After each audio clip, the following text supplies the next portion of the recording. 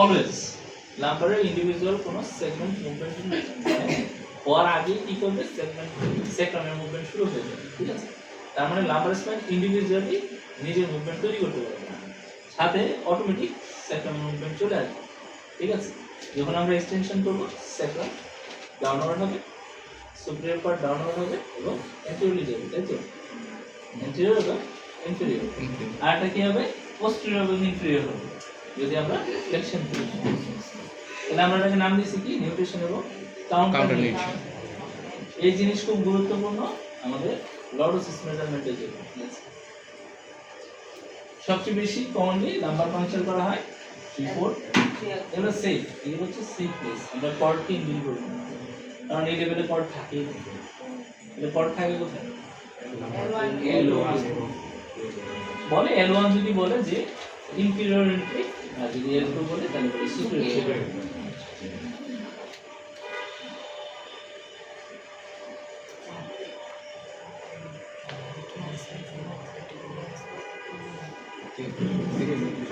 Same জিনিস cervical spinal ছিল, একদম হুবহু জিনিস। এটা হচ্ছে সেই পার্ট। আমরা যদি এটাতে ড্র করি, এটা হচ্ছে ফ্যাসেট জয়েন্ট, এটা হচ্ছে একটা ফ্যাসেট, এটা একটা ফ্যাসেট, তাহলে এটা হচ্ছে ফ্যাসেট জয়েন্ট, তাহলে এটা একটা ফ্যাসেট জয়েন্ট। তাহলে দুই ফ্যাসেটের যে কমিউনিকেশন যে বোনস আছে, এটা হচ্ছে পার্ট। এটা পার্টসের এই মাঝখানে হচ্ছে পার্ট। তাহলে যদি এখানে যদি কোনো ব্রেক থাকে, অর্থাৎ এই আউটলাইনে কোনো যদি ধরনের প্রবলেম থাকে, তাহলে আমরা বলি যে পার্স ইন্টারআর্টিকুলার ডিফেক্ট।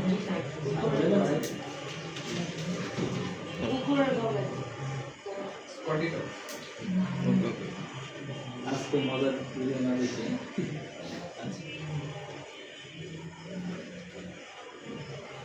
আমি গত ক্লাসে একটা জিনিস পড়াইতে ভুলে গেছি। নরমাল প্যাটার্ন যেহেতু নাই, এটাতেই পড়াই আমরা। এটার নাম কি? তাহলে ওই যে আমরা স্যাক্রোলাইজেশন ডায়াগনোসিস করি না, জি স্যার, আমরা বলছিলাম যে নিউট্রিশন এবং কাউন্টার নিউট্রিশন স্যাক্রাম। তাহলে স্যাক্রাম যদি ফ্ল্যাট হয়ে যায়, হাইপোথেটিক্যালি চিন্তা করা হয় যে L5 নিচের দিকে ড্রপ করবে। আগে ছবিতে যেটা বুঝবো ভালো।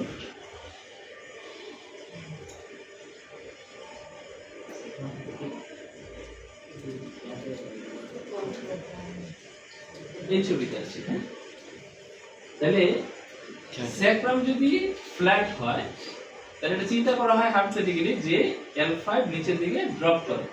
আর যদি স্যাক্রাম সোজা হয়, তাহলে L5 উপরের দিকে উঠবে, ঠিক আছে? এরকম না যে আমার উচ্চতা বেড়ে যাবে এবং কমে যাবে, এটা একটা হাইপোথিসিস।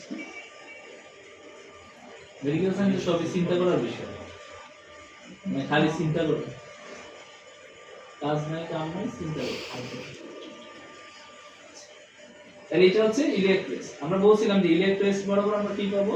পালপেশন করলে 4-5 এর স্পেস পাবো, 4-5 এর স্পেস পাবো। তার মানে এইটা ইলিয়াক ক্রেস্ট বরাবর থাকবে, কারণ স্পাইনাস প্রসেস কিছুটা নিচের দিকে থাকে। হ্যাঁ, এই যে স্পাইনাস প্রসেস আছে, ট্রান্সভার্স প্রসেসের যদি উপর থেকে আসি, তাহলে আমরা যদি লাম্বারের উপরের দিকে যাই, উপরে থাকবে, এবং যত নিচের দিকে আসবে ওটা লেভেল হবে, ঠিক আছে? তাহলে 4-5 এর স্পেস পাবো, ঠিক আছে? তাহলে 5 কে আমরা নিচের দিকে পাবো আর 4 কে উপরের দিকে পাবো। এই যে গ্যাপটা আছে, এই গ্যাপ আর এই গ্যাপ, ঠিক আছে? তাহলে এই গ্যাপটা সিমেট্রিক্যাল হবে। এই গ্যাপটা কি হবে? সিমেট্রিক্যাল হবে ইলিয়াক ক্রেস্ট লেভেলে, অর্থাৎ ইলিয়াক ক্রেস্টের যে বরাবর এটা আছে, এই বরাবর কি হবে? লেভেলে সিমেট্রিক্যাল গ্যাপ থাকবে, কোনো ধরনের কোনো অ্যাসিমেট্রি থাকবে না। তাহলে এটা হচ্ছে নরমাল। যদি এরকম হয়, এটা নিচের দিকে ড্রপ করছে, ওর সাথে লেগে গেছে দুইটাই, যেমন এই পাশে লাগছে, তাই না? এই পাশে টাচ করছে আর এই পাশে ফ্রি আছে। তাহলে এটাকে আমরা বলি হচ্ছে, যদি এরকম হয় এই দুই সারফেসের কোনো এক পাশে ক্লোজিং হয়ে গেছে, তাহলে এটাকে আমরা বলি স্যাক্রোলাইজেশন। যদি এমন হয় ওর সাথে লেগে গেছে দুইটা ফিউজড, তখন আমরা বলি স্যাক্রোলাইজড। তাহলে শব্দ দুইটা ডিফারেন্ট।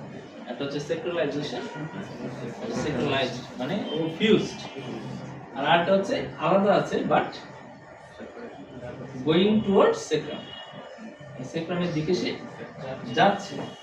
ওই যে পায়ের ক্ষেত্রে ব্যথার ক্ষেত্রে আমরা বলি না প্যারালাইজেশন, সেম সেম জিনিস।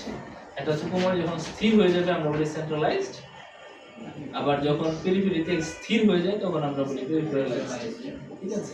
কিন্তু প্রক্রিয়াটাকে আমরা বলি জেশন, সেন্ট্রালাইজেশন বা পেরিফেরালাইজেশন।